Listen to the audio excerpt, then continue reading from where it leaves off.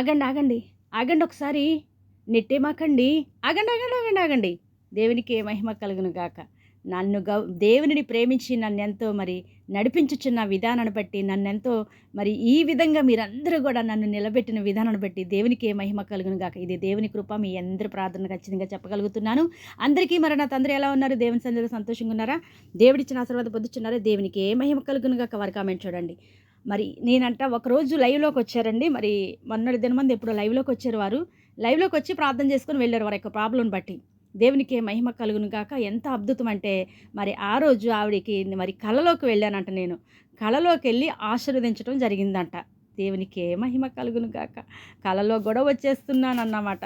చూడండి దేవుని బిడ్డలారా, అదే ధ్యాసలో పడుకుంటే మరి వచ్చి ఉంటాను ఏమాత్రం అనుకుంటున్నాను. అదే ఏదేమైనప్పుడు కూడాను మరి దైవజనులు కానీ అలాగే మరి దైవికంగా ఉన్న వాళ్ళు మాత్రం ఈ కళలోకి వస్తే కనుక పరిశుద్ధాత్మ తండ్రి వచ్చారని అనుకోండి. నేనంటే నేను కాదండి, పరిశుద్ధాత్మ తండ్రి వచ్చారు.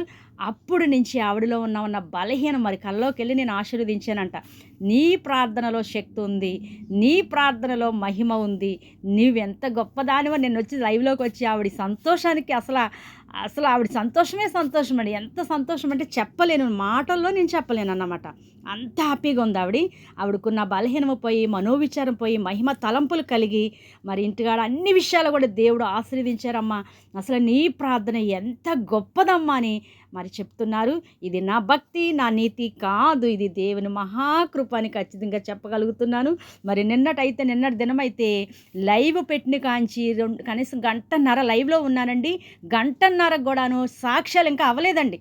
చెప్తానే ఉన్నారు, సాక్ష్యాలు చెప్తానే ఉన్నారు. ఇంకా ప్రార్థన చేయాలని నిన్న ప్రొద్దుట నేను సాక్ష్యాలు అవ్వట్లేదండి. ఎంత చెప్పినా తరగట్లేదు సాక్ష్యాలు. దేవునికి రాత్రికాలం ప్రార్థన చేస్తే ఉదయకాలం కల్లా సాక్ష్యాలు చెప్తున్నారు, ఉదయకాలం ప్రార్థన చేస్తే రాత్రికాలం సాక్ష్యాలు చెప్తున్నారు వచ్చి. ఇది అద్భుతము, ఇది చాలా అద్భుతం అండి. నిజంగాను ఆశ్చర్యపోతున్నారు చాలామంది. ఇది దేవుడి కార్యం, ఇది మనుషులు చేసేది కాదు, నేను చేసేది ఏమీ కాదు. ప్రార్థిస్తున్నాను అంతే. మీరు ప్రార్థన అడుగుతున్నాను, ప్రార్థిస్తున్నాను.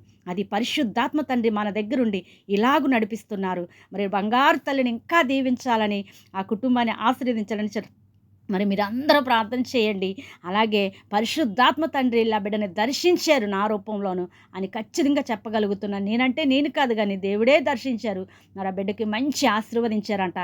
ఇక ఆ బిడ్డ లైఫ్లో ఇంకేటికి కొద ఉండదు. దేవుడు గొప్పగా దీవించి ఆశీర్వదించారు. దేవునికి ఏ మహిమ కలుగును కాక ఈ సాక్ష్యము. దేవుడు దీవించి ఆశీర్వదించిన కాక.